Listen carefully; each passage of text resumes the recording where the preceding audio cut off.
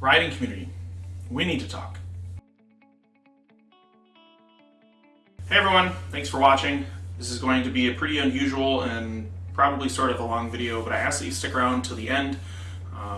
This is by far the toughest and scariest video that I've ever posted, but I think it's pretty important. So one of the fun novelties of having done YouTube, even for just a short while, is that even if and when I become inactive as a YouTuber, my channel and my videos will still be there. And at any time in the future, anyone could stumble upon my channel, kind of get a glimpse into my world at the time from when I was posting videos. And it's actually kind of cool to think that, you know, someday my own children might be able to find my channel and find my videos and sort of get, you know, a neat little view into my world when I was making these videos. But it's also sort of unnerving to think that the daily life that we're living now will be history for our kids in the future. And there's been some pretty messed up stuff that's happened recently, and the kids are probably going to ask me about it, and I want to be able to answer them honestly and honorably about what I did, what I believed, and what I said during these times. And so this video is sort of that statement for me. I'm going to start by stating some positions that I personally hold on some civil issues. And again, if you agree with me on any of these positions to any extent, I ask that you please just stick it out and trust me, because I think that what I have to say toward the end of the video is worth hearing. I believe that civil rights are human rights. And I believe that our neighbors, who are part of the LGBTQ community, deserve the same legal rights to things that we enjoy, like marriage and adoption. I believe that Black rights and that Black lives matter, and I'm not going to bombard you with statistics and facts about poverty and limited education opportunities in poor neighborhoods, or statistics regarding police violence perpetrated against Black Americans. We've all heard those facts and statistics a lot lately, and if you still choose to disbelieve them, there's really nothing I could say in this video that's going to change your mind. But I do believe that minorities in our country live very different lives and have very different experiences than the rest of us. And by we, I mean the majority of us who are white and straight, and most of which subscribe to some degree to the Judeo-Christian moral viewpoint of the world, if you will. And neither of these really broad issues regarding the LGBTQ community or Black Lives Matter are political issues to me. Human rights are civil rights. They aren't political talking points or debate issues. These are not debatable, as far as I'm concerned. I say all of this because a few weeks ago, I began noticing this trend on my Facebook timeline. My timeline was showing me people's comments that they were sending to Harley-Davidson's corporate Facebook page about some really, really deeply offensive and racist comments that had been made by an owner of a Harley dealership. And comments were asking if the motor company condoned or supported those sorts of behaviors, and the motor company always responded by thanking them for pointing it out, that the company does not support racism or ignorant prejudice. And I was just fascinated by these comments, and I was fascinated by how frequently I was seeing these comments. And so I would click on the comments and read through them, and I was fascinated by the screenshots that always accompanied these comments, and I was appalled when I read through them. I'm not going to show you them here because I don't believe that that person deserves any more attention than they've already gotten.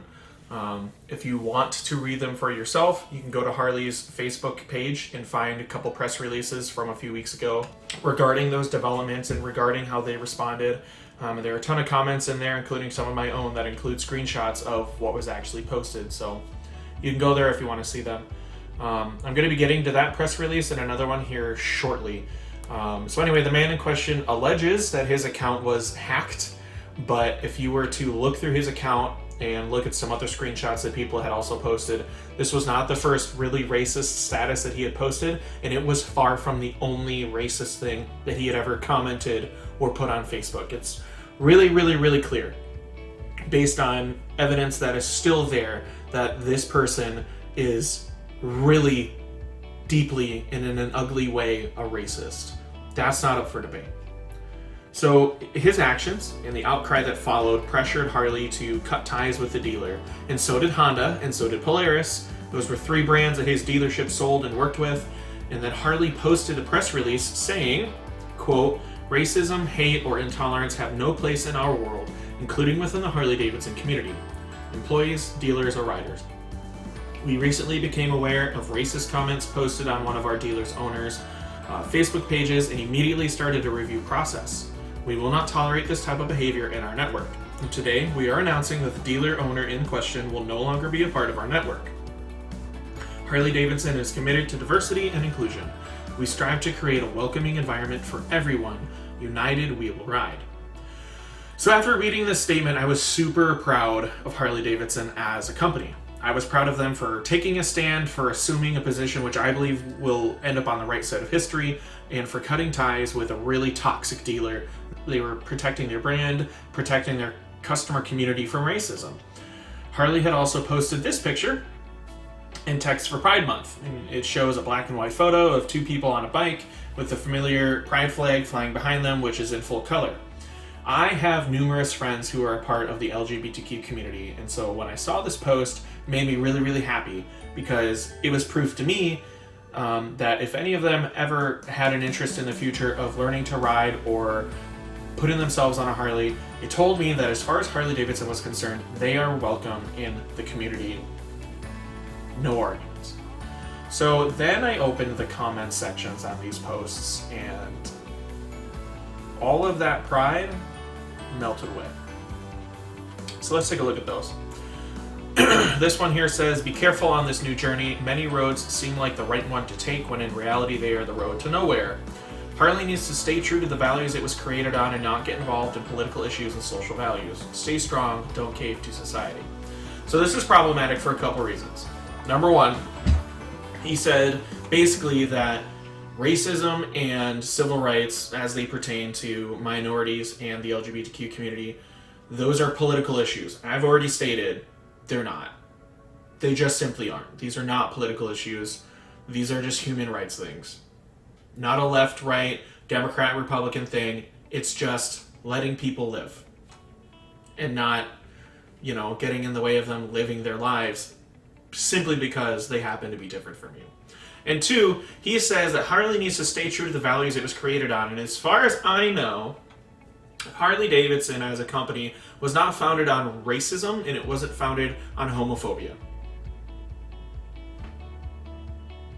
And the corporation also made that really, really clear through their press releases. So you don't get to tell what Harley stands for. You don't get to tell the corporation what positions they get to hold. That's just how that works. Here's another one. LGBTQA equals mental health issues. And, I shouldn't have to say anything about that one, but no. Just no. Just so no. Just Here's another one, which is in reference to a post about all races being welcome in the Harley community. This user remarked, quote, cigars and do-rags not included, which is just like shameless anti-black racism. 100% all that is. Period. Cigars and do-rags not included. Like, are you kidding me? Here's another one. I've got nothing against anyone of color, but Black Lives Matter is a racist hate group no different than the KKK. I hope Harley doesn't end up endorsing Black Lives Matter. And so this one is especially jarring for a couple reasons. So number one, it's clear that this person has zero idea what Black Lives Matter is all about. Okay? And if you don't know, the actual Black Lives Matter organization as it exists is its entire thing, its entire goal is centered around raising awareness of police brutality perpetrated against Black Americans, and it is about leading efforts to reform how policing is done in the United States. And again, I shouldn't have to pepper you with statistics and facts. All right, we would not have millions of our neighbors telling us about a problem and asking us for our help if it wasn't real. Okay? People would not be asking for help if they did not need it. They would not be asking and demanding for change if they didn't need it. So the issues that they're working on and the problems that they're fighting, we don't get to tell them that they aren't real issues. We don't get to tell them that they aren't problems. We've been hearing about it for decades now, and it is time that all of us step up and be a part of the change that is greatly needed. Very obviously needed. Okay, number two, the KKK are responsible for the lynch murders of hundreds, if not thousands, of Black Americans. Okay? They are an organization established specifically to espouse and enforce white supremacy in America. Black Lives Matter is not that. I cannot find anywhere that Black Lives Matter is responsible for the senseless murder of anyone, but not especially lynch-style murders of someone for just being white. Haven't found that. That's not what they do. That's not what they're about. Here's another one. Harley must see a market for the black community. Anything to make money, I guess. Harley won't be in business much longer anyway. So this is astoundingly problematic because, number one, there are a lot of African Americans who buy and ride Harleys. It's not that, ooh, they see a market for it. They've been a part of the riding community for decades. No different than the rest of us. Okay? There's a reason that Black Bike Week is a thing. It's not like they just started popping up. It's not like they just started recently deciding to ride. They've been a part of our riding family for decades. Harley isn't doing this because they just want to sell more bikes. They're doing this because they recognize that they have a huge customer base who deserve to hear that a corporation and a company that they love and that they support has their back as well. That ain't asking for much. It doesn't hurt anyone. Doesn't hurt you. Doesn't hurt me as a white rider. In fact, if anything, having more vocal support from the motor company helps all of us because it exposes, as these comments have shown, all the hatred and all the racism that is already baked in to the riding community. And you might think that, oh, it's only a few. No, wrong. Go look at these press releases. Go to Harley's Facebook page. Look at their comments. At the thousands upon thousands of comments that are on these posts. And tell me after you read through some of those comments that racism is not truly an embroiled, interwoven issue in the riding community. You won't be able to because it's there. And it's loud. And it's really ugly. And it's a problem. So another one, great management decision to further alienate your base. Which, this is another just really ignorant comment, but the user has accidentally pointed out that, yeah, obviously now, many of Harley's customer base are racist. Or they at least have a problem with efforts to ensure that minorities are actually treated equally under the law. Okay? So, do I believe that a huge majority of Harley's customers and a huge majority of Harley riders are vehemently, loudly, overtly racist? No, I don't believe that. But do I see and notice the obvious segregation that exists in the riding community? Yeah, I do. Okay? I'm a part of a bunch of riding groups on Facebook, several of which are just centered around being a part of the Harley Owners Group. And people post pictures from their HOG chapter meetings and rides, and they do group pictures when they get to the destination for their ride. Tallahassee chapter does the same thing. And you know what I've noticed is that even chapters in big cities like Milwaukee, Chicago, Miami, all of those chapters, if you look at their group photos, you're going to be really hard-pressed to find anyone who's not white. And I'm not going to say that that is because those chapters and their chapter members are racist, because I don't believe that's necessarily true. But a good number of Harley riders and bikers are non-white. Okay, there are entire build styles, an entire biker culture, subcultures and groups that exist solely in minority communities, right? Like the Chicano Vicla style of build from the West Coast, from the LA area. That's not a white guy's design, but there are a lot of them.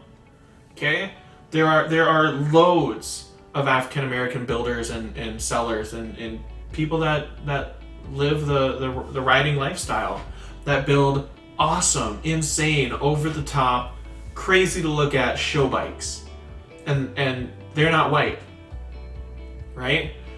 But for whatever reason, when it comes to the actual social activity of riding together, our rides look really segregated. And that's not because there aren't riders who happen to be people of color. There are plenty of them. I ride in the South. I see a lot of brothers and sisters from the riding community who happen to not be white on bikes out all the time. And yet, again, our social gatherings look really, really white. So we have to ask ourselves, why? And I don't have the answer to that, and I don't really think it's one that needs a specific or a right answer. It's something we need to think about ourselves. It's something worth thinking about. So anyway, getting back to Harley's Facebook page, the comments go on and on and on for like thousands of comments on both of those posts that I talked about, and there are some positive comments, right? There's no denying that. There are definitely some positive comments, which is really great to see. But I have to say that the majority of those comments, as you would see, come from white men and women. Many of them were crazy, overtly, unashamedly racist or homophobic, and I take a personal issue with that because I fell in love with riding because it did not take much to be good at it, right? It doesn't take much to be good at it. I rode a ton, I read a lot, I watched a lot of YouTube videos, I just familiarized myself with riding and with the riding community. And I was just astonished because there were no requirements other than ownership. And online, there was this warmth within the community that I kept running into. And there was a shared passion on social media.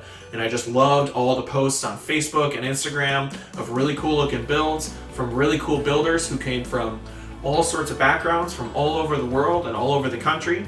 And I loved, like I said earlier, I love the Vicola style of build, which is super popular in the Latino riding community. And I mentioned, African American builders who, many of which have built some just crazy, over the top, really intricate, really complex, award-winning bikes. And when I started riding and familiarizing myself with the Harley community, I loved it because the diversity was so massive, so apparent, so unashamed. I thought it was so cool. And I thought, man, the Harley community has really come a long way. It doesn't look like just a bunch of white retired dudes on baggers with their wives just taking trips all the time. And I had hopes of being a part of a community which was moving forward, even if a small portion of that community were still stuck in really, really ugly prejudices.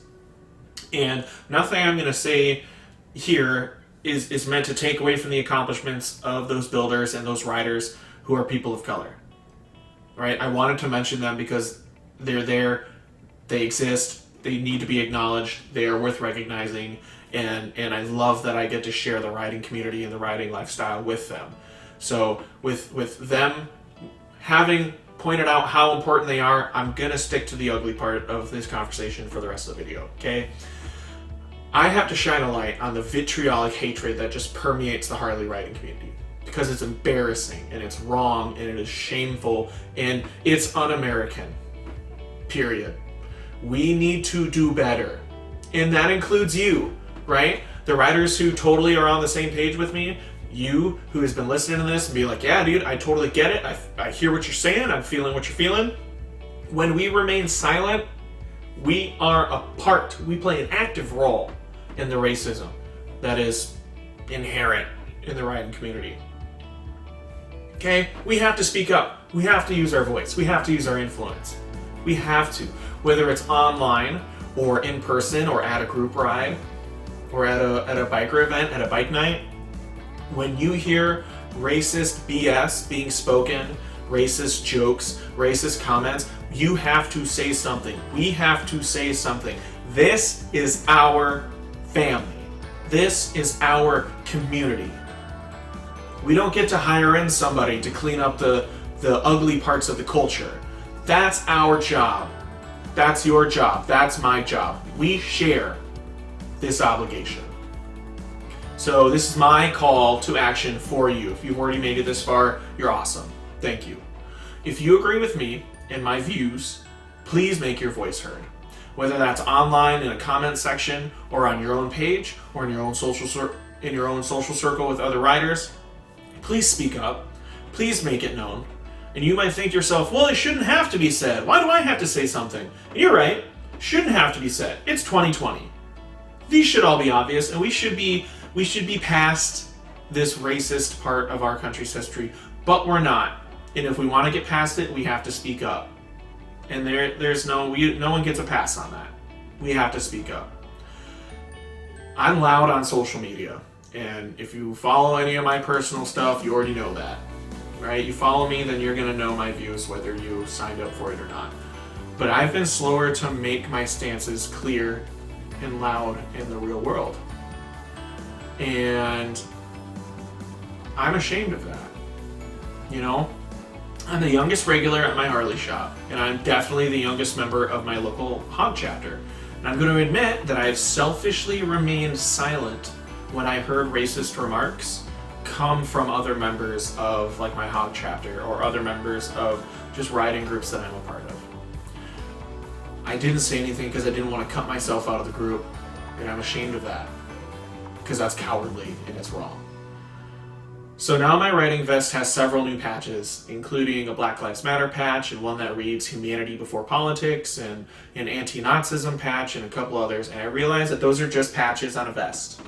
But I wear them for two reasons. So number one, I want anyone who sees me, the biker in jeans with boots, a vest, I want them to know that while I might look like a stereotypical biker in their mind, I do not necessarily think like a stereotypical biker in their mind. And number two, I want any and all other riders who run into me when I'm wearing it to know that when it comes to civil rights and civil issues, I don't cave to bigotry, I don't cave to prejudice. I am not swayed by those ugly opinions, by those ugly prejudices. Not my thing. And not only that, I'm not okay with them being expressed around me because they're hateful, they're dangerous, and they're wrong. The days of racism and hatred walking hand in hand with riding a Harley, those are over. Those are just plain over. Black and brown people ride Harleys. They build Harleys, they sell Harleys, they ride Harleys, and they're a part of our Harley-Davidson family. Putting up a fight just because Harley made their stance known does one thing, okay? And that is to show that you don't agree with them. Period. If what Harley posted was in line with how you also felt, then you would have commented something positive. Or you wouldn't have commented at all, or you just would have shared it. You would have admonished them for getting involved in politics, in social issues. Civil rights are not political issues. You just so happen to have some prejudice stored up in your heart. So you dog whistle by saying that things are political, even when they're not. So if you don't agree with my positions and my opinions on these things, that's totally okay. But you need to know that when you respond, all lives matter, you're being complicit in systemic racism. Period. You don't get to say you're not. I mean, you can say that, but you're wrong because you are. And it shows, and you have exposed yourself for that. And that's just the way it is. You know, we don't get to individually assign meaning to popular slogans. They are assigned to them by the larger community, by the larger group that uses them. And responding to Black Lives Matter with All Lives Matter is like telling a cancer patient to stop complaining about having cancer because there are people out there with AIDS, and they matter too. And I would hope you never say that. I don't think you would.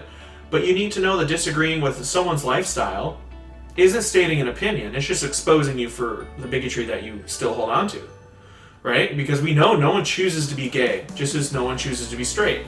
They're still human, regardless. And they deserve to be treated as such by their neighbors and by their governments. Now, I'm going to lose some subscribers and followers over this. That's fine. I don't really care, because if you're a racist or if you're a homophobe or you have other hateful prejudices, I don't need, nor do I want your views, your follows, or your likes.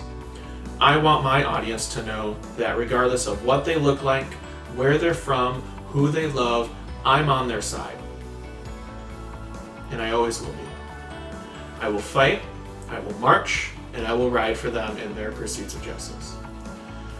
So that is my talk, Harley riding community. We can do better. We have to do better.